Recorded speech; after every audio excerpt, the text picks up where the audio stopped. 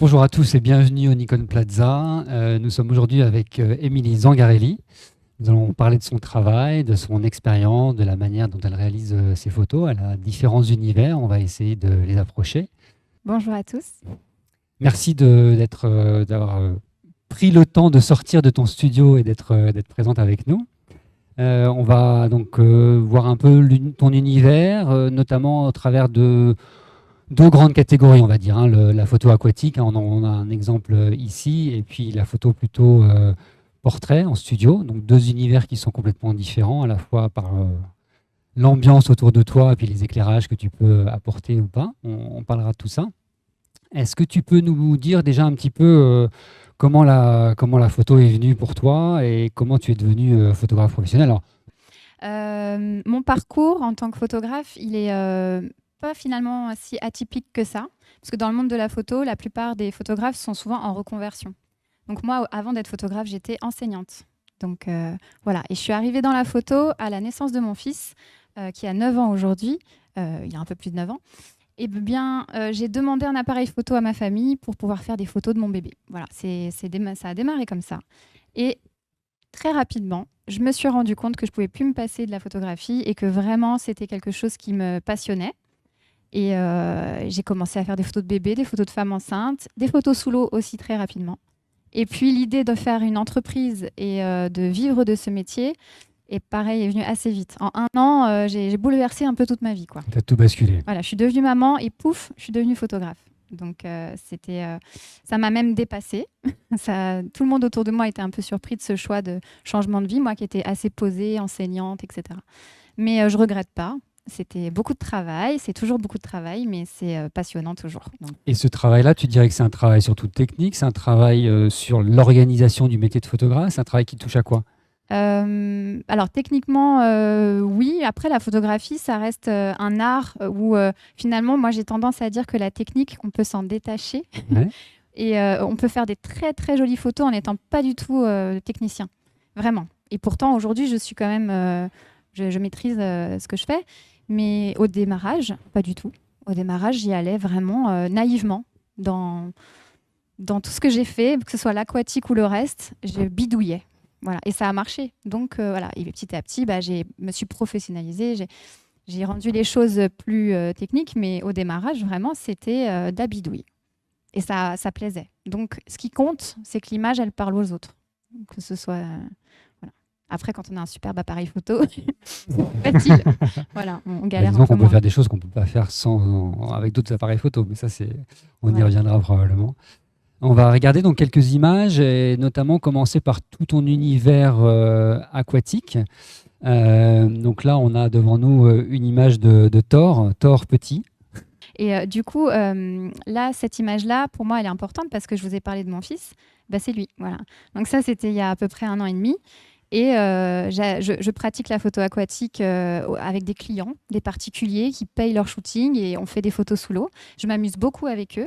Et c'est vrai que j'avais tendance, depuis sa naissance, à mettre de côté un petit peu mes photos à moi perso. C'est-à-dire que ça a démarré comme ça, mais rapidement, j'ai été dépassée par mon activité professionnelle de photographe et j'ai délaissé un petit peu les photos perso.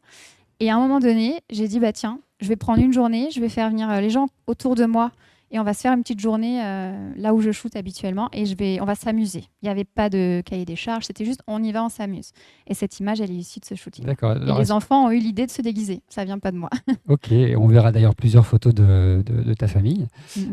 Tu peux nous donner un petit peu la genèse de la photo aquatique? Tu dis que ça a démarré finalement assez tôt dans ton métier. Comment l'idée te vient? Parce que c'est quand même assez complexe, il faut déjà pouvoir être sous l'eau. Il y a des gens qui n'aiment pas, il y a des gens pour qui c'est un petit peu compliqué. La photo aquatique, déjà, c'est pas une idée qui venait de moi, c'était une cliente qui m'a montré des images de femmes enceintes sous l'eau d'un photographe américain. Et c'était donc il y a 9 ans. Et j'ai cherché sur Internet en me disant, tiens, je vais essayer de faire comme lui. C'est intéressant, cette image, elle me parle vraiment, elle était magnifique. Et j'ai pas trouvé de matériel. Je savais pas où chercher. Donc, j'ai été voir des magasins de photos. Et on me riait un peu au nez en disant, mais pourquoi vous voulez faire des photos dans une piscine? Normalement, Quelle idée c'est saugrenue. voilà, des photos de requins, des photos de poissons, pour faire des expéditions. Mais pour aller photographier des gens sous l'eau, prenez un appareil aquatique lambda. Moi, je voulais faire ça bien. Donc, j'ai pris mon Nikon à l'époque D750 Ouais. et je l'ai mis dans une housse de cuisine, quoi, un truc vraiment pas fait pour. Et ça n'a pas marché, ça flottait. Il y avait de l'air dedans, c'était une cata. Mais bon, j'ai vu qu'il fallait que je m'équipe et que je continue la recherche. Et après, D'accord. j'ai découvert les caissons étanches. Et là, c'était génial. Ça coûte très cher. J'ai investi. Ça coûte en général le prix du boîtier, Ouais, grosso c'est modo, hein, exactement c'est ça. le C'est l'ordre de même un grandeur. peu plus cher que le boîtier une Ouais. fois qu'on met tous les accessoires, les poignées, les hublots, tout ça. Et si vous mettez des flashs, c'est encore plus cher. Mais par contre, je l'ai rentabilisé depuis puisque je l'utilisais beaucoup. Et c'est comme un enfant qui ouvre son cadeau à Noël, quoi. Quand j'ai eu mon premier caisson, j'étais super heureuse et voilà. Alors ça, c'est une photo qui a été prise en piscine, mais tu as aussi des images qui sont prises sous l'eau dans la mer, mer, océan, C'est la mer Méditerranée, là, Méditerranée. celle-ci. Là, on est en fait pas loin on est sur l'île des Ambiers, dans le sud de la France, là où je vais en vacances depuis que je suis toute petite. Mon papa a un petit bateau à moteur de plaisancier au port de Sifour-les-Plages. Et j'avais ramené mon caisson en vacances en me disant j'irais faire plein de photos sous l'eau, dans la mer. Et en fait, toutes les vacances sont passées, j'y ai pas pensé. J'étais en vacances, quoi. Et un jour, j'ai dit tiens, je l'emmène. On a fait notre balade en bateau à l'île des Ambiers. Et en fin de journée, au moment de partir, je dis ah, j'avais ramené le caisson, on a pas fait de photos. Allez, viens, on en fait une. Et mon mari, qui est sur cette image, Chérie, plonge. je lui ai dit vas-y, on y va. Il me restait sur la carte mémoire que j'avais mis dans le caisson 3 ou 4 clics parce que j'avais pas déchargé ma carte de la veille. Enfin, voilà, c'est moi, je suis pas organisée. Et je lui dis bah vas-y, on a un coup d'essai, quoi. Tu plonges, je plonge, on voit ce que ça donne. Et ça a donné cette photo. On parlera d'éclairage un peu tout à l'heure, mais donc majoritairement c'est de l'éclairage naturel. Là, on a l'impression en fait que tu as composé carrément avec l'éclairage et que tu l'as positionné à des endroits particuliers, mais non, c'est vraiment un coup d'œil en fait. Ce serait intéressant de voir l'image brute de cette photo parce que je l'ai en version non retouchée. Ok. Et c'est vrai que ça n'a rien à voir en termes d'intensité et tout. Par contre, je n'ai rien rajouté d'éléments graphiques sur les traits de lumière, les rochers, les poissons, les bulles. Tout ça, c'est déjà dans l'image de base. Par contre, j'ai intensifié, j'ai modifié les couleurs. C'est la colorimétrie et les contrastes qui font l'image au final. Alors ça, Ce de manière côté sombre, générale, il n'y était pas trop. C'était ouais, uniforme. de manière générale, j'imagine que pour les photos aquatiques, il y a quand même pas mal de travail de post-prod parce que les couleurs doivent être un petit peu atténuées, on n'a pas forcément les mêmes contrastes. Est-ce que tu travailles plus quand c'est des photos aquatiques que quand c'est des photographes studio? Beaucoup plus. Des photos de studio, Les ouais. photos sous l'eau, en fait, il y a une dégradation des couleurs selon la distance qu'on a avec notre sujet. Donc tout paraît bleu à cette distance-là. Clairement, tout est de la même couleur en fait dans l'image. Donc il faut shooter avec une bonne définition, avec vraiment en RAW pour avoir un fichier qu'on peut modifier. Triturer dans tous les sens, Voilà, ouais. et récupérer les bleus, enlever. Là, je travaille pour récupérer une couleur de peau similaire à la vérité, mais j'y passe des heures des fois pour avoir quelque chose de propre. Retour en piscine. Tu peux nous parler un petit peu des différents clients qui te demandent en fait ces photos-là, parce que tu disais qu'à l'origine finalement c'est pas toi qui as eu l'idée, c'est quelqu'un qui te l'a demandé. Est-ce que c'est toujours le cas ou est-ce que c'est quelque chose que maintenant tu proposes de manière proactive?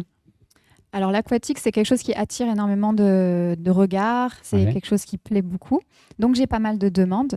Après, réellement, les gens qui sont prêts à payer pour faire un shooting comme moi, c'est quelque chose qui me prend du temps, qui demande une privatisation d'une piscine, etc. Ça coûte cher. C'est pas un loisir accessible à tous, on va dire. Ça demande soit d'y consacrer un vrai budget, mais dans ma clientèle, j'ai vraiment des gens aisés qui peuvent se payer ça facilement et d'autres qui vont mettre un budget en se disant j'ai envie de me faire plaisir, je le fais. Et dans cette clientèle, j'ai pas mal de personnes qui sont danseurs, qui aiment l'art, qui sont voilà, dans ce côté poétique Là, on voit, c'est des danseurs, en fait, le couple qui est sur cette image. Donc, c'est pas des spécialistes de la plongée sous-marine. D'ailleurs, je crois que cette photo, elle est prise en piscine. Ils ont pied, ouais. Ouais, c'est ça, c'est peu Là, ils sont profond. carrément dans le petit bain de la piscine qui est une piscine lambda chez des gens. On n'est pas dans une fosse sur cette image-là, c'est vraiment une piscine classique et on est du côté où on a pied. Et juste, ils sont allongés un petit peu. On voit les pieds du jeune homme derrière. Et voilà, c'est là que j'avais la meilleure lumière. D'accord. Je leur ai dit, venez, on va Et parler. tu as un travail de qualification des clients par rapport à cette problématique en fait, de la plongée sous-marine. Comment tu discutes avec eux est-ce que ça va bien se passer ou est-ce que ça peut éventuellement mal se passer? Et je préfère pas le faire. C'est vrai que maintenant, je dissuade beaucoup. Quand on me contacte, je dis attention, parce que comme c'est un budget, je respecte mes clients et je me dis, il faut qu'ils aient conscience que forcément le résultat peut être différent de ce qu'ils imaginent en pensant que ça va être tout de suite très beau et ça dépend énormément de leur aisance. Donc moi, je suis à l'aise sous l'eau pour prendre mes photos. Il faut aussi que le modèle en face, il soit suffisamment à l'aise pour gérer son apnée, parce qu'il n'y a pas de bouteille, on est en apnée. Gérer son corps, parce que je ne peux pas lui dire tends ta jambe, attention, il ne peut pas lui Plus parler à gauche. sous l'eau.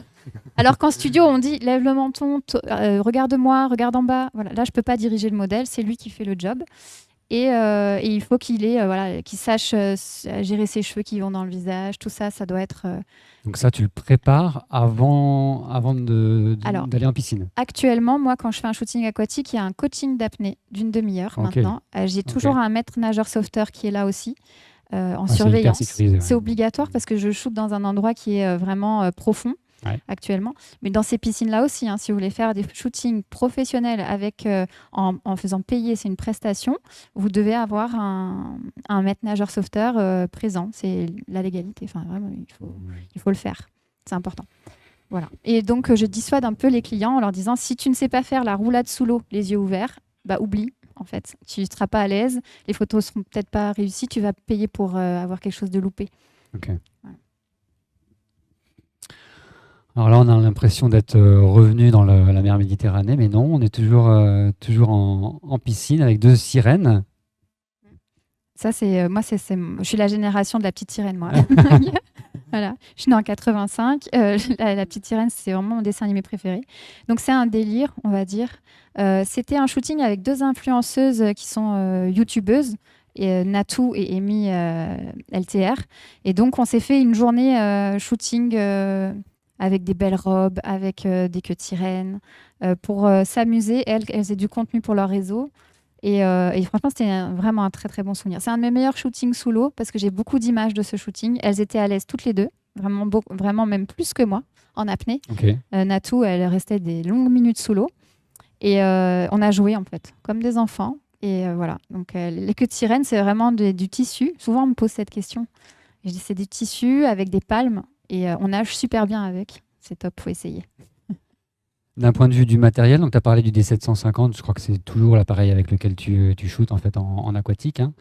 En termes d'objectifs, est-ce que tu as plusieurs options? Comment tu gères? Parce qu'on sait qu'une fois qu'on est sous l'eau, on ne change pas d'objectif. Donc comment tu gères cet aspect-là de cadrage, de profondeur de champ éventuellement? Alors j'ai le D750, c'est vraiment mon boîtier principal avec un 28 mm 1.4. Et après, j'ai aussi un D800. J'ai un caisson. Je l'utilise un peu moins parce que je le trouve plus lourd sous l'eau. C'est mon caisson qui est différent. C'est pas la même marque. Et en fait, sur les D800, j'ai un 35 mm. D'accord. Donc voilà, ça change pas la face du monde. C'est juste que je vais faire plus de la silhouette avec le 28, avec le D750, et avec le 35, je peux faire un peu plus du portrait parce que je me rapproche. Voilà, c'est moins déformant par rapport au modèle. Mais tu t'autorises à jouer sur les profondeurs, à t'avancer vers le sujet. Il faut quand même que toi aussi tu sois assez à l'aise sous l'eau. C'est une très bonne question parce qu'en fait, on voit dans mes photos aquatiques, souvent c'est de la silhouette. J'ai pas beaucoup d'images de près, du visage, ça m'intéresse moins parce que je trouve ça moins beau. Le visage sous l'eau, il est moins esthétique que les silhouettes, ça rend quelque chose de sympa. Et du coup, j'ai tendance à faire beaucoup d'images comme ça. Et quand on regarde là ce que j'ai sélectionné, c'est le corps entier. Il n'y a pas forcément de plan serré. Ouais, c'est rare. Parce que je trouve ça difficile d'être beau sous l'eau, vraiment. Finalement, il n'y a que la photo de ton fils au début. Voilà, et encore, il a les joues gonflées. Ouais. Mais je pense que cette image-là, elle est dans mon émotion parce que c'est mon fils. Et c'est un enfant, donc voilà, il y a le côté rigolo du Ouais, super-héros. du- Mais un adulte comme ça, sous l'eau, serait peut-être moins. Ça le met pas en valeur. Voilà. Bon, Et ça moi, je veux dépend toujours qui porte sublimer. le costume de Thor. Hein, Ouais. Ok, une dernière image sous l'eau que je trouve absolument merveilleuse. On a l'impression qu'il vient la sauver là, du fond des abysses. C'est gentil. Cette photo-là, c'est un couple de plongeurs. Elle est pompier-plongeur. Donc, elle plonge dans la Seine, tout ça, pompier, sauveteur, plongeur. C'est une passionnée d'apnée. Mhm. Et lui, il est policier et il fait aussi de la plongée pour son plaisir. Donc, c'est un couple qui est venu faire un shooting aquatique dans le cadre d'un concours qu'ils ont gagné sur mon compte Insta. J'avais fait un concours pour fêter, je ne sais plus, le nombre d'abonnés ou quoi. Et ils ont gagné le concours. Ils sont venus faire ce shooting-là et j'étais comme quoi, voilà, j'ai voulu offrir à des gens quelque chose et c'est eux qui m'ont offert en fait une image que je trouve incroyable parce que c'est eux qui ont. Elle est super profonde en fait. Déjà, le muret, il est à 3 mètres. Donc elle est descendue plus profond que ça. C'est-à-dire qu'entre la surface et Et le l'homme, trait, il y a 3 ouais, il mètres. y a 3 mètres, d'accord. Voilà. Et on fait la calcul, le bras, ses jambes, elle est vraiment descendue profond pour remonter pour que la robe tire vers le bas. Parce qu'en fait, quand on est sous l'eau, si on descend, la robe, elle remonte. Ah oui. Donc il faut qu'elle aille en bas et puis hop, il faut qu'elle remonte. Trop facile pour elle. Moi, j'étais là en dessous. Moi, je reprenais ma respiration. Vite, vite, vite, on fait la photo, je remonte. Donc voilà. Une question qui me vient, toi, tu es aussi en apnée ou tu as des bouteilles? Ah, moi, je suis en apnée aussi. En Alors, apnée. j'adore ça. Tu joues le jeu. Oui, je suis obligée. Combien de temps au maximum? Je n'ai jamais compté. Mais à peu typiquement, près. je ne sais pas, une minute peut-être. Ouais. Minute. C'est important parce que si vous avez. Moi, je reste souvent longtemps sous l'eau et eux, ils remontent, ils redescendent. Quand c'est par exemple un shooting avec un enfant, on va pas lui demander de faire de l'apnée longtemps. Et puis eux, ils doivent faire des mouvements aussi, alors que toi, Voilà, t'es plus et puis je statique. leur dis non, mais de toute façon, si tu me vois pas remonter, tu peux y retourner. Si tu reprends ton air, tu y retournes. Moi, je suis posée souvent assise en bas à 3 mètres. Ok. Je suis posée au sol, je fais ma photo, je me mets debout, je m'assois. Je suis comme un poisson dans l'eau. J'adore ça. Là, on a aussi l'impression qu'il y a un gros travail de lumière. Est-ce que tu peux nous parler un petit peu de la manière dont tu gères la lumière du coup naturelle dans ces piscines? Est-ce que tu choisis tes angles en fonction de l'heure du jour et donc de là où vient la lumière? Comment ça se Tout passe? à fait. En fait, Ouais. pour faire des photos sous l'eau, moi, je travaille en lumière naturelle. Du coup, cette piscine, elle a une grande baie vitrée. Et en fonction du moment de la journée, j'ai plus ou moins le soleil qui rentre dans le bassin, qui n'est pas au même endroit. Et on a là un effet de trait de lumière. On voit les ombres des personnes. C'est parce que c'était le bon moment de la journée, plutôt vers le soir, là, où on avait je m'adapte à ce que m'offre la lumière dans le lieu où je shoote. Voilà, on est obligé. En fait, quand j'arrive dans la piscine, je me mets dans l'eau, je regarde les ombres. Je dis au sujet, vas-y, mets-toi là, attends, ouais, mets-toi là. Et j'observe, et en fonction de ça, Et à la base, c'est par souci de simplicité, tu veux pas t'embêter avec des lumières ou c'est parce que c'est tellement compliqué avec la lumière que tu briserais toute les la deux. magie en fait. J'ai essayé une fois par curiosité, Ouais. j'ai loué un flash, enfin 2 flashs qu'on adapte en fait sur notre caisson et j'ai trouvé ça hyper embêtant d'avoir à gérer les modèles, le flash et en C'est une plus contrainte supplémentaire. En mes fait, ouais. photos, la lumière elle était plate du coup parce elle arrivait de mon caisson donc directement sur le sujet. J'avais pas ces effets que j'ai en lumière naturelle. Par contre, on n'a plus ce côté tout bleu. C'est-à-dire que la lumière, comme on l'ajoute très forte, ça nous fait gagner en post-traitement. Donc il y a un avantage. Il faudrait être en équipe, il faudrait avoir 3 personnes sur le côté qui tiennent un flash. Enfin, il faudrait vraiment de l'équipement que j'ai pas. Et voilà, j'arrive à travailler en lumière naturelle, donc tout va bien.